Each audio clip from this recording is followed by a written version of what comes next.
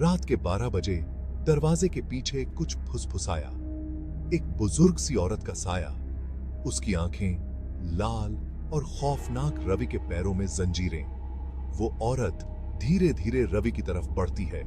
रवि चीखता हुआ दरवाजे की तरफ भागता है। दरवाजा खुलता है और रवि बाहर आ जाता है। क्या आप उस हवेली की सच्चाई जानना चाहते हैं? बने रहिए हमारे साथ।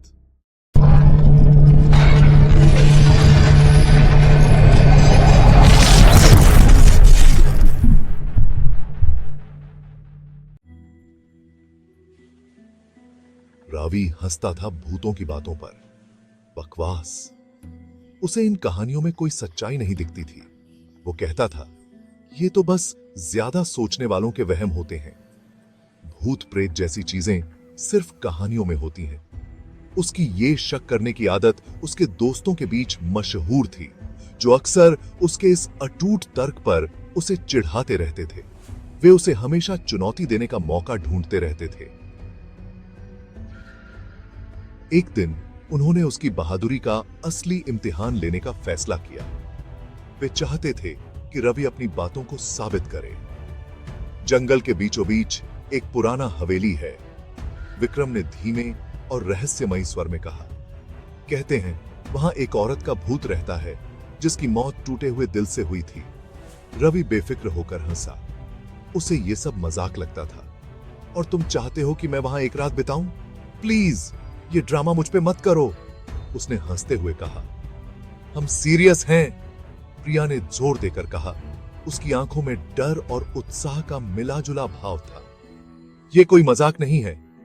एक रात उस घर में बिता दो रवि, और हम तुम्हारी हिम्मत पर फिर कभी शक नहीं करेंगे।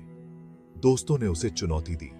चुनौती हवा में लटकी हुई थी, अनकहे डर से भरी हुई।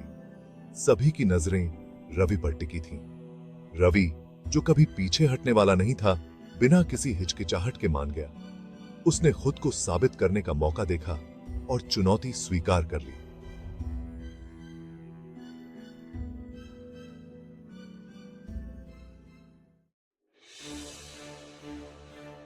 जैसे ही सूरज ढलने लगा, जमीन पर लंबी भयानक परछाइयां पड़ने लगीं। रवि खुद को घने जंगल के किनारे पर पाता है।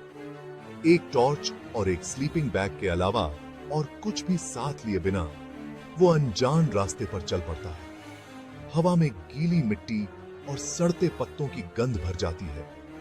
पत्तों की हर सरसराहट, टहनी के टूटने की आवाज उसकी रीढ़ की हड्डी को कंपा देती है, लेकिन वो आगे बढ़ता रहता है। रास्ता खतरनाक था, कांटेदार झाड़ियों और उलझी हुई बेलों से भरा हुआ। वो जितना आगे बढ़ता गया, जंगल उतना ही घना होता गया।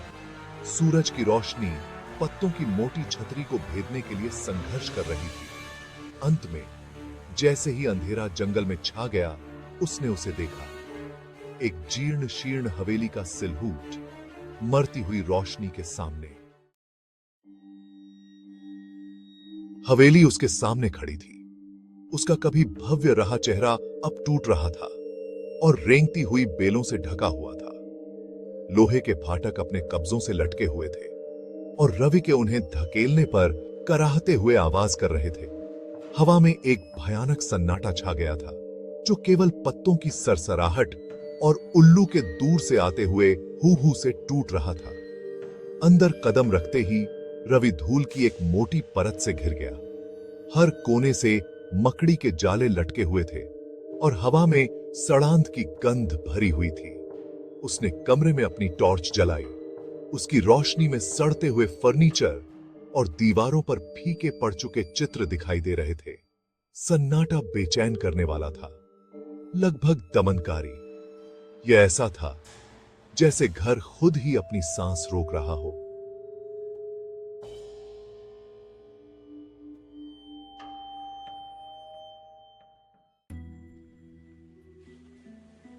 रवि को दालान के अंत में एक कमरा मिला, जिसका दरवाजा एक कब्जे से लटका हुआ था। उसने उसे धक्का दिया। विरोध में कब्जे चरमरा गए और वह अंदर चला गया। कमरा बिल्कुल खाली था, सिवाय एक धूल भरे पुराने बिस्तर के जो कोने में पड़ा था। एक त्वरित निरीक्षण के बाद उसने अपना स्लीपिंग बैग खोला और लेट गया। उस दमनकारी सन्नाटे को अनदेखा करने की कोशिश कर रहा था। घंटे बीतते गए, हर एक अनंत काल तक खिंचता गया। जैसे ही वो सोने ही वाला था कि उसने उसे सुना। उसके दरवाजे के बाहर कदमों की स्पष्ट आवाज। वो उठ बैठा। उसका दिल उसकी छाती में तेजी से धड़क रहा था।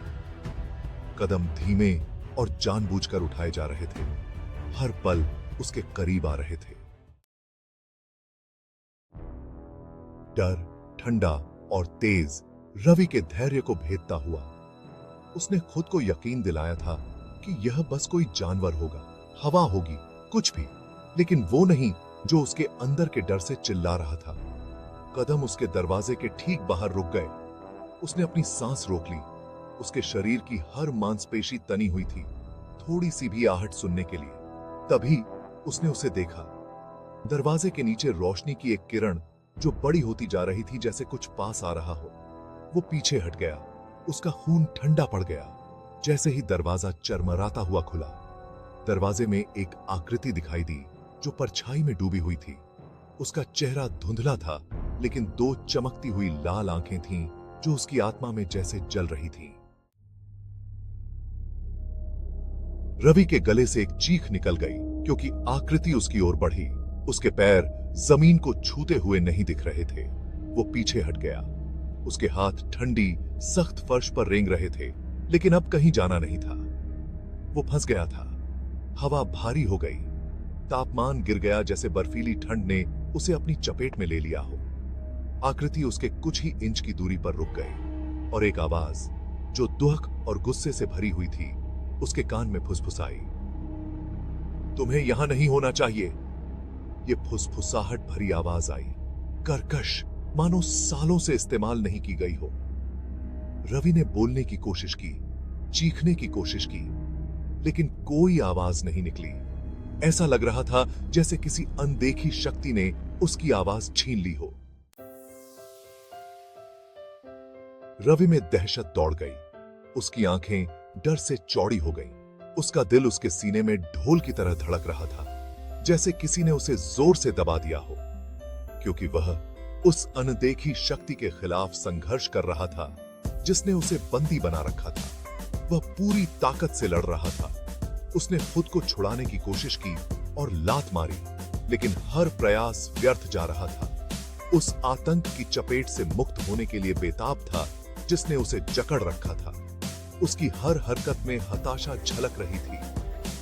फिर जैसे अचानक शुरू हुआ था, वैसे ही अचानक बंद हो गया। आकृति गायब हो गई। दमनकारी भार हट गया और रवि को एक पल के लिए शांति मिली और वह ठंडे, खाली कमरे में हांफता हुआ रह गया। उसकी सांसें तेज हो रही थीं।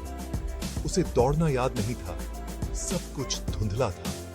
हवेली की बर्फीली चपेट से बचना याद नहीं था, जैसे वह किसी बुरे सपने से जागा हो।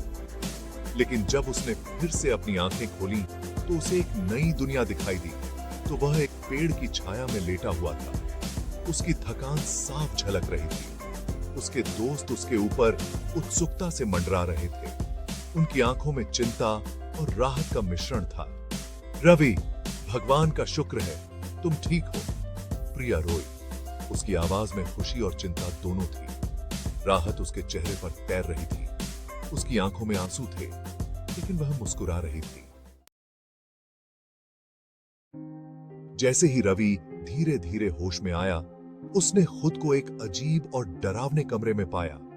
उसके दोस्तों ने बताया कि कैसे उन्होंने उसे हवेली के फाटकों के पास बेहोश पाया और वे उसे तुरंत अंदर ले आए। गांव वालों ने हमें चेतावनी दी थी, विक्रम ने समझाया। उसकी आवाज गंभीर थी।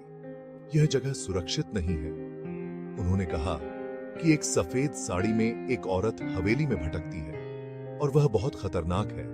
उन लोगों से बदला लेती है जिन्होंने जिंदगी में उसके साथ गलत किया था। गांव वालों ने अन्य नाम की एक खूबसूरत महिला की कहानी सुनाई जो कभी इस हवेली की मालकिन थी, जिसे उसके प्रेमी ने धोखा दिया और उसकी दुनिया उजाड़ दी और हवेली की दीवारों के भीतर उसे दिल टूटने के लिए छोड़ दिया। वह अकेली और निराश हो गई। उसकी आत्मा शांति न पा सकी। और वह हमेशा के लिए इस जगह में फंस कर रह गई, हमेशा के लिए सांत्वना और प्रतिशोध की तलाश में। उसकी आत्मा को कभी शांति नहीं मिली। उन्होंने उसके दर्द भरे रोने की आवाज के बारे में बताया, जो हवेली के हर कोने में गूंजती रहती है, जो रात में गूंजती रहती है और हर किसी को डराती है। उसकी भूतिया आकृति के बारे में बताया, जो अक्सर रात के समय दिखाई देती है, जो हवेली के हॉल में घूमती हुई दिखाई देती है और हर किसी को भयभीत कर देती है। रवि ने उनकी कहानियां सुनी। उसका दिमाग उसके तार्किक तर्क को उस अकथनीय आतंक के साथ मिलाने के लिए संघर्ष कर रहा था जिसे उसने अनुभव किया था। उसने हमेशा अलौकिक को केवल अंधविश्वास के रूप में खारिज कर दिया था, लेकिन उस रात की घटनाओं ने उसे हिलाकर रख दिया था। उसने जो डर महसूस किया था, जो द्रुत शीतन आवाज उसने सुनी थी, वह सब उसकी कल्पना का भ्रम होने के लिए बहुत वास्तविक थी। गांव को पीछे छोड़ते हुए रवि अपने साथ दुनिया के रहस्यों की एक नई समझ लेकर चला गया। उसने अपने डर का सामना किया था और एक बदले हुए आदमी के रूप में अंधेरे से बाहर निकला था। उसने सीखा था कि कभी-कभी सबसे बहादुर दिल भी डर से छू सकते हैं और कुछ रहस्य अनसुलझे ही रहना बेहतर है।